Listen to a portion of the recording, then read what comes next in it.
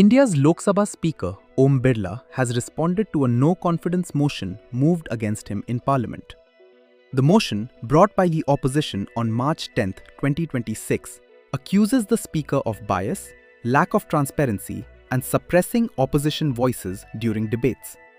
Addressing the House, Om Birla defended his conduct and said his actions were guided strictly by parliamentary rules and constitutional responsibility.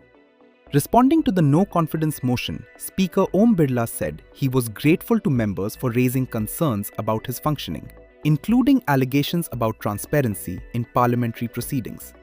He said the role of the Speaker is to uphold the dignity of Parliament and protect the constitutional framework of the House. स्वतंत्र भारत के संसदीय इतिहास में तीसरी बार लोकसभा अध्यक्ष के विरुद्ध अविश्वास के प्रस्ताव के संकल्प पर सदन में 2 दिन माननीय सदस्यों ने 12 घंटे से अधिक चर्चा रही। मैंने रेजोल्यूशन मूव किया था, मुझे बोलने को नहीं मिला सर। सबसे अधिक चर्चा रही ताकि सभी माननीय सदस्यों के विचार, तर्क और चिंताएं सदन के समक्ष आ सके। प्रतिपक्ष के माननीय सदस्यों ने विपक्ष की आवाज़ दबाने और निष्पक्षता के अभाव की बात कही।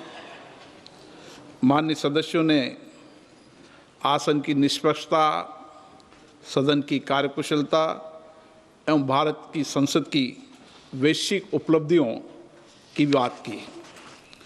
वहीं माननीय सदस्यों ने हमारे संसदीय लोकतंत्र की व्याख्या की एवं सदन की गरिमापूर्ण परंपराओं, नियमों और प्रक्रियाओं पर अपना दृष्टिकोण रखा। माननीय सदस्यगण, ये सदन भारत के 140 करोड़ नागरिकों की संप्रभु इच्छा का प्रतिनिधित्व करता है। यहाँ उपस्थित प्रत्येक सदस्य लाखों नागरिकों के जनादेश को लेकर आते हैं और हर माननीय सदस्य नागरिकों की समस्याओं, अभावों, कठिनाइयों को दूर करने तथा उनकी अपेक्षाएं, आकांक्षाओं, उम्मीदों को पूर्ण करने की आशा भी साथ लेकर आता है। मैंने हमेशा ये प्रयास किया कि सदन के अंदर प्रत्येक माननीय सदस्य नियमों और प्रक्रियाओं के तहत विषय मुद्दों पर अपने विचार व्यक्त करें। सभी माननीय सदस्यों को इसके लिए पर्याप्त अवसर भी देने का मैंने प्रयास किया। मैंने निरंतर प्रयास किया कि मैं उन माननीय सदस्यों को सदन की कार्रवाई में हिस्सा लेने के लिए प्रेरित करूं, जो या तो संकोच करते हैं या नहीं बोलते हैं।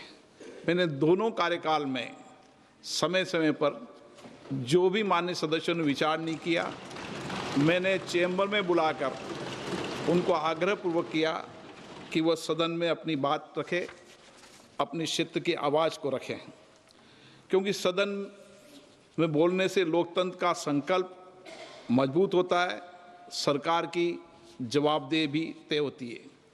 ये सदन विचारों का, चर्चा का जीवंत मंच रहा है। हमारे संसदीय लोकतंत्र में सहमति असहमति की महान परंपरा हमेशा से रही है।